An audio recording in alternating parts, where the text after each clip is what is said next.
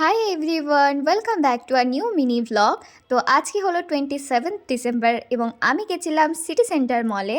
আর যেহেতু Christmas new year চলে এসছে, তো সরি ক্রিসমাস চলে গেছে, নিউ ইয়ার আপকামিং।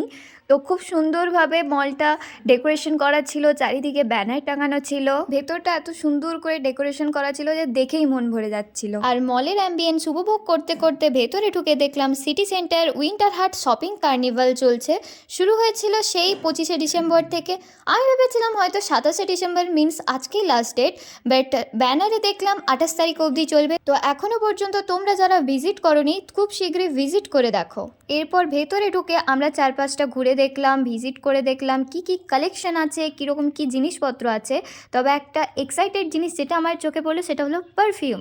এদের এখানে মেনু কার্ড ছিল এবং রেঞ্জ দেওয়া ছিল, তোমার হিসাব অনুযায়ী এরা পারফিউম কাস্টমাইজও করে দিতে পারবে। বাট পুরো মেলাটা ঘোরার পর, ঠিক মেলা বলা যায় না, এক্সিবিশন ঘোরার পর পার্সোনালি আমার যেটা মনে হলো যে কালেকশন তো খুবই ভালো, কিন্তু প্রাইসটা একটু হলেও হাই।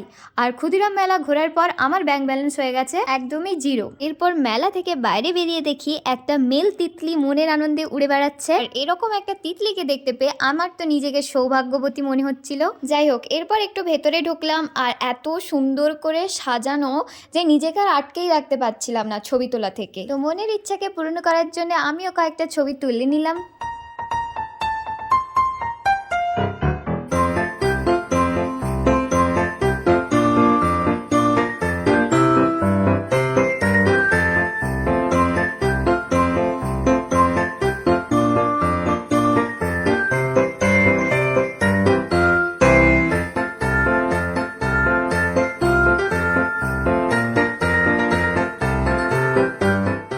কয়েকটা ছবি তোলার পর আমরা চলে গেলাম একদম স্মার্ট বাজারের ভেতর।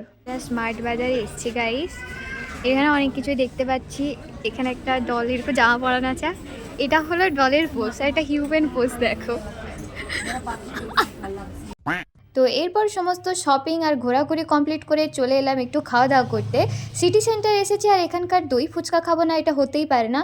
ভীষণ ভালো লাগে আমার এখানকার দই ফুচকা খেতে। আমি অনেক জায়গায় খেয়েছি, বাট এটা আমার এখনও বেস্ট মনে হয়। দই ফুচকার সঙ্গে নিয়ে এসেছিলাম আরও 1 প্লেট দহি বড়া, বাট দই ফুচকা ইজ বেস্ট। তো চলো, খাওয়া দাওয়া ঘোরাঘুরি সব কিছুই কমপ্লিট, এবার তো বাড়ি যাওয়ার পালা। আর পড়ে গেছে প্রচণ্ড ঠান্ডা। আমার মতো আর কার মনে হচ্ছে যে এবছর যেন একটু বেশিই ঠান্ডা পড়েছে। তো চলো, আজকের জন্য ভিডিওটা এতটুকুই দেখাচ্ছে, আবার নেক্সট ভিডিওতে বাই।